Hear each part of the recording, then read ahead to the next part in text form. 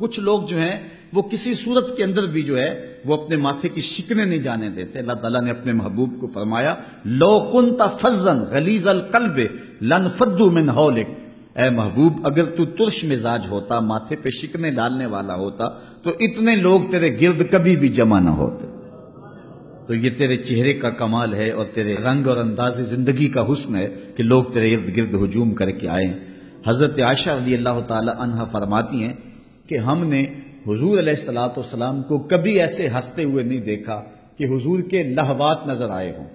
انسان کے حلق کے قریب ایک گوشت کا ٹکڑا ہوتا ہے جس کو ہم اپنی زبان میں کوا کہتے ہیں ساری زندگی ایسا نہیں ہوا کہ ہم نے حضور کو ہنستے ہوئے دیکھا ہو اور لہوات نظر آئے ہوں. یہ حضرت عائشہ روایت کرتی ہیں. اور گھر میں تو عموماً بندہ کھل کے ہنس لیتا ہے، لیکن وہ بھی کہتی ہم نے کبھی ایسے ہنستے نہیں دیکھا. اور دوسری طرف سے ابھی فرماتے ہیں کہ ہم نے جتنا مسکرانے والا حضور کو دیکھا ہے کسی اور کو دیکھا ہی نہیں ہے.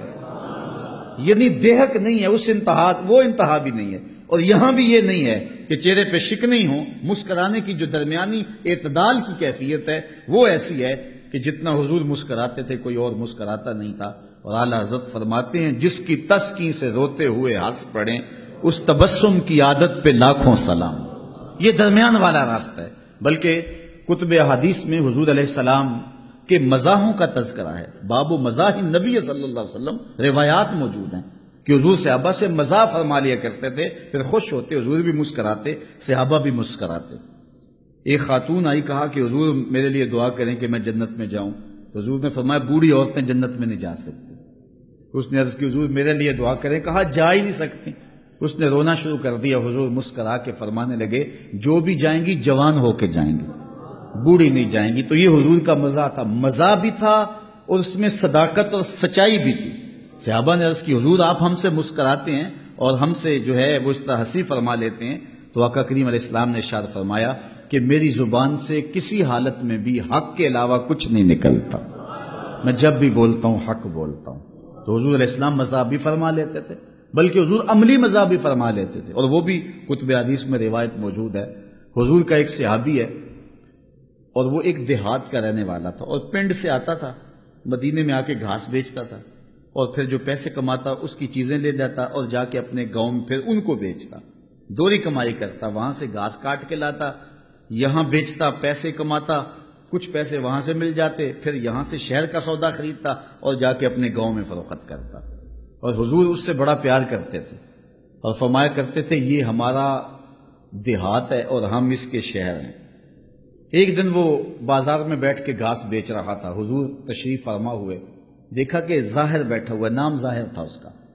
تو آقا کریم نے جب دیکھا نا تو حضور پیچھے سے جا کے اس کی کولی بھر لی.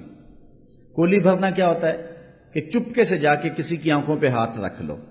اور یہ کیوں رکھا جاتا ہے کہ میں بوجھوں تو صحیح یہ میرا نام بوجھتا ہے کہ نہیں بوجھتا.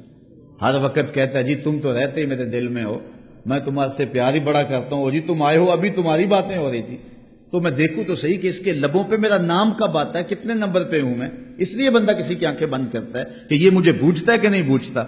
اور اس کی بھی کوشش ہوتی ہے کہ جو ہے وہ میں جلدی جلدی بوجھ لوں، وہ سمجھے کہ جو ہے وہ میں اس کے دل میں رہتا ہوں. اب حضور علیہ السلام نے جا کے اس کے آنکھوں پہ ہاتھ رکھ لیا اور آقا کریم نے آنکھیں دبائی اور اس کو کیسے نہ پتا چلا ہوگا کہ حضور ہیں. اللہ اکبر، یہ کیسے ہو سکتا ہے؟ حضرت انس کہتے ہیں کہ ایک دفعہ میں نے حضور سے مصافحہ کیا تھا، حضور کے ہاتھوں کی ٹھنڈک آج تک نہیں جا رہی ہے. اللہ اکبر. اور آنکھوں پہ حضور کے دستے مبارک آئے ہوئے ہوں تو کیسے نہ پتا چلا ہو. بلکہ روایت میں آتا ہے کہ اس نے اپنے پشت کو حضور کے سینے سے جوڑ کے رگڑنا شروع کر دیا.